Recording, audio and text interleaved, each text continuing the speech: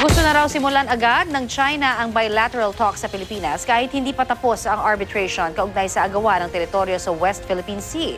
Umaasa rin daw ang ambassador ng China sa Pilipinas na gaganda ang ugnayan ng dalawang bansa sa ilalim ng pamumuno ni incoming President Rodrigo Duterte.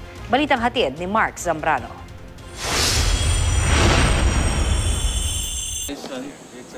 Si Ambassador to the Philippines, Zhao Jianhua, ang nanguna sa turnover ng mga computer, printer at libro sa University of the Philippines Faculty. Tila nakitaan niya ng bagong pag-asa ang relasyon ng Pilipinas at China sa ilalim ng Administrasyong Duterte. Si Zhao ang isa sa mga unang ambassador na nakausap ni Duterte noong isang linggo. We're looking forward to work with the incoming president. We're glad that the president-elect has already opened the option for direct bilateral negotiation talks.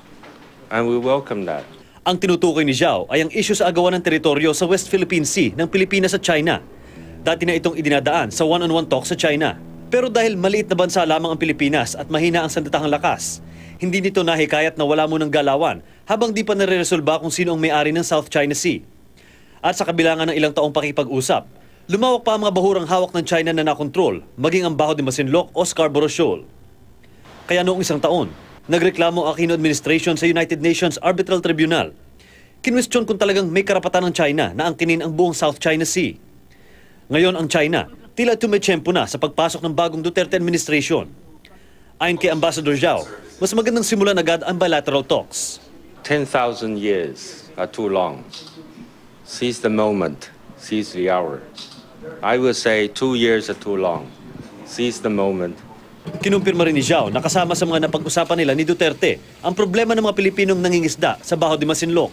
Yes, he raised the issue to me personally. It demonstrates he cares about the poor people, the fishermen. Sabi ng mga mangingisda sa Zambales, nagulat sila nang hindi na sila harangin ng mga Chino ng mga isda sa Baho de Masinloc nitong nakarang linggo.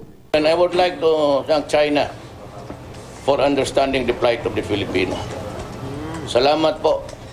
It's not because we have this raucous over the Scarborough Shoal na magpatayan yung tayo at patayin ninyo yung mga kababayan ko sa gutom.